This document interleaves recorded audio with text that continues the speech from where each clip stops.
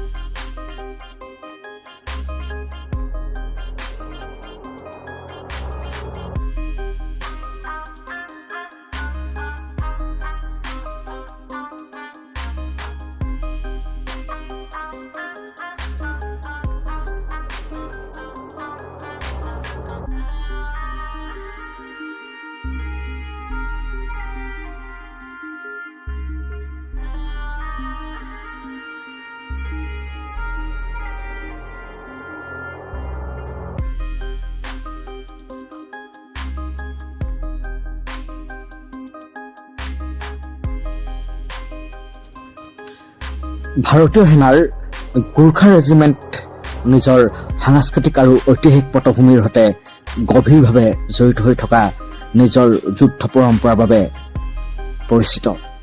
নিৰ্দিষ্ট বিৱৰণ বেলেগ হ'লেও গোৰ্খা সৈনিকসকলক সাধাৰণতে বিভিন্ন ধৰণৰ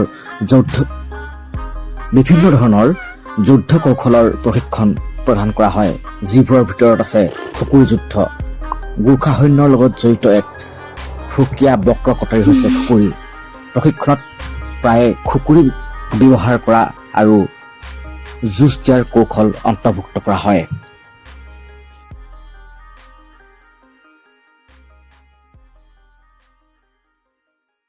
আক্ৰমণাত্মক আৰু প্ৰতিৰক্ষামূলক দুয়োটা কৌশলতে গুৰুত্ব আৰোপ কৰা হয়। কুকৰি ড্ৰিল, ইয়াৰ লগত খুকুৰিৰ সৈতে নিখুঁত গতি আৰু ড্ৰিল জড়িত হৈ থাকে।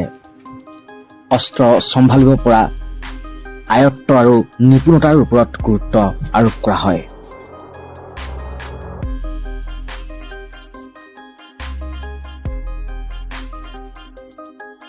কলাৰী পায়াকটো ৩০০০ বছৰতকৈ অধিক পুৰণি দক্ষিণ ভাৰতৰ পৰম্পৰাগত যুদ্ধ কলাক ভাৰতীয় সেনাই অনন্য মাত্ৰা প্ৰদান কৰিছে।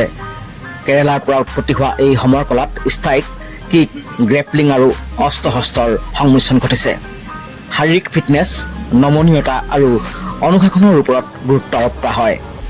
কলাৰী পায়াকটো কেৱল আত্মৰক্ষাৰ পদ্ধতি নহয়, মানসিক মনোযোগ আৰু আভ্যন্তৰীণ শক্তি বৃদ্ধিৰ এই মাধ্যমো ই আন বিভিন্ন যুদ্ধ কলাক প্ৰভাৱিত কৰি ভাৰতীয় সাংস্কৃতিক ঐতিহ্যৰ অবিচ্ছেদ্য অংগত পৰিণত হৈছে।